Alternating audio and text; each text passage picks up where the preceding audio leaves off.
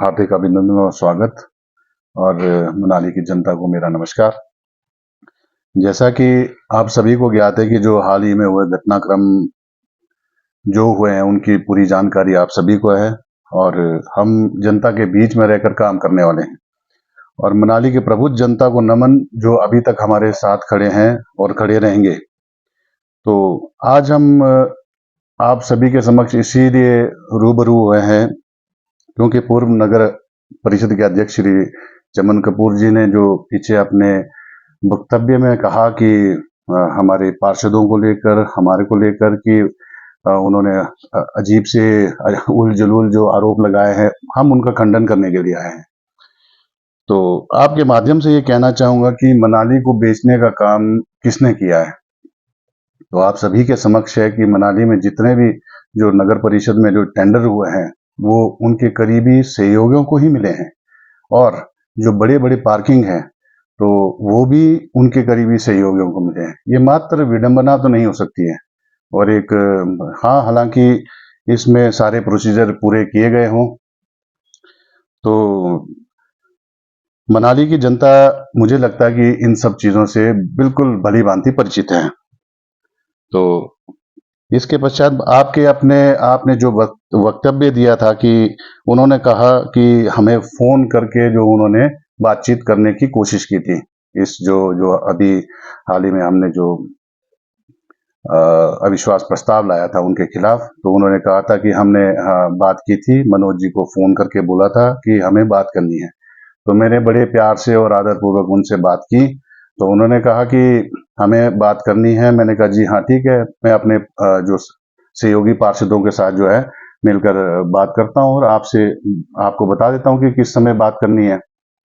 तो जैसे ही अब वो बात का बात का अंत होने वाला था, तो उतने में उन्होंने कहा कि आप जो है इच्छाधारी हो सकते हैं, ये मुझे मालूम नहीं था। तो मैंने कहा जनाब ऐसा है कि अगर मैं इच्छाधारी होता तो आज तक शायद आप इस सीट पे बैठे भी नहीं होते, क्योंकि हमने आज तक ऐसा इच्छाधारी वाला कोई काम नहीं किया, और ना हम कभी सत्ता के लोभी रहे हैं।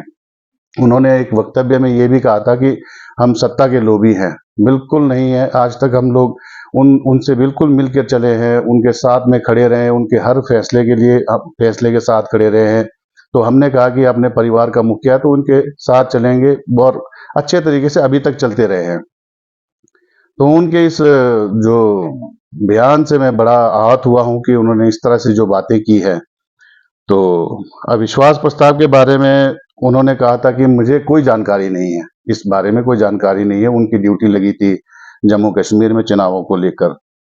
तो उनकी जानकारी के लिए मैं बता दूं कि ये अभी का विषय नहीं है, ये लगभग मतलब कि 2.5-3 वर्षों से पहले से ही ये विषय चल रहा है कि इस तरह की बातें उठ रही थी। और ये हमने जो है हमारे अपने नेतृत्व पूर्व में रहे मंत्री श्री गोविंद सिंह ठाकुर जी के ध्यानार्थ में लाया था, और वहां पे उनके घर पे मीटिंग भी हुई थी, और चमन जी भी आए थे वहां पे, हमारे सभी पार्षदगण भी आए थे। तो हमने वहां पे बैठ के बात की थी, और गोविंद जी ने कहा था कि इस तरह का कोई कदम मत उठाना जिससे काफी अपने लोगों को नुकसान उठाना पड़े और पार्टी को कोई नुकसान हो।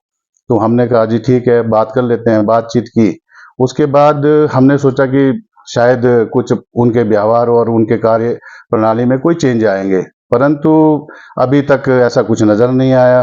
जस के तस हालात बने रहे। तो उसी बीच में जो है फिर गोविंद जी का फोन आया था पीछे, तो उन्होंने कहा था कि बैठ कर बात कर लो, बैठ कर बात कर लो। हमने कहा जी हाँ जी ठीक है, हम बैठ कर बात करने को तैयार हैं। तो जब इनसे चमन जी से ये बात हुई, तो उसके बाद फिर सारी बातें बिगड़ गई। उन्होंने जो है हमारी पीठ के पीछे बहुत सी बातें करनी शुरू कर दी, कोई प्लानिंग करनी शुरू कर दी। तो उससे फिर हमने कहा जी इस बार अब माफ कर दो, हम आपकी कोई बात नहीं सुनेंगे। इस बार हम जनता की आवाज सुनेंगे, और जनता हमारे साथ खड़ी रही है, और हम उनके लिए बिल्कुल जनता के साथ खड़े रहे हैं।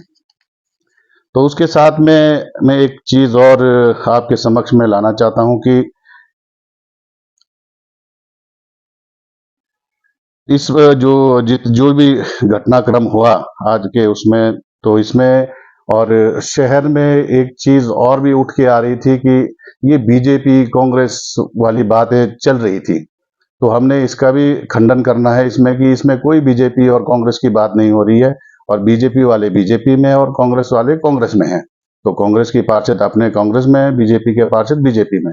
तो हम नहीं चाहते हैं कि इस नगर परिषद के इन सब घटनाक्रम और ये जो आज के हालात बने हुए हैं, तो इसमें किसी भी तरह का राजनीतिकरण हो इस चीज का, तो इसका नुकसान जो है मनाली को ही उठाना पड़ेगा। तो अभी उन्होंने एक अपने वक्तव्य में ये भी कहा था कि ये जो है पार्षद और कुछ रेड़ी फड़ी मंजे ऐसे कुछ बातें की कि मनाली को मैं ऐसा होने नहीं दूंगा। तो आज तक तो वो भी वही थे यहाँ पे, रेड़ी फड़ी वाले भी वही है और चमन जी भी यही थे। तो मैं मतलब कि ये स्पष्टीकरण करना चाहता हूँ कि कोई भी ऐसा नहीं है कि कोई भी मैटर ऐसा नहीं है कि हम सबके सामने या छुपा हुआ है या कुछ है, सबके सामने है ये चीज। ठीक है जी। तो एक चीज और मैं कहना चाहता हूँ कि जो भी ये सारे चीजें घटनाक्रम जो चल रहा है, इसमें मनाली शहर को कोई इसका नुकसान खामियाजा भुगतना ना पड़े, और साथ साथ में कुछ हमारे मनाली शहर के जो थोड़े कुछ अजीब सी मानसिकता वाले लोग, कुछ लाहौली खंपा ऐसे करके भी बातें उठा रहे हैं। तो मैं ये उनके ध्यानात में लाना चाहूंगा कि एक शहर जो है आसपास के लोगों से आने से ही बनता है। एक इधर जैसे आपका लाहौल है, मंडी है, कांगड़ा है, कोई भी है। चमन जी भी तो वैसे आपके सरका घाट से, हमने तो कभी नहीं कहा उनको कि आप सरका घाट के या कुछ है, कभी नहीं कहा। जब मनाली में रहे हैं तो मनाली वासी है हम लोग, कोई भी अब बाहर से नहीं है, कोई कुछ नहीं है। तो हम बड़े प्यार से शहर में रहते हैं, और शहर की देखो अखंडता और संप्रभुता के लिए हम लोग मतलब कि हमेशा ये प्रे करते हैं कि हमारे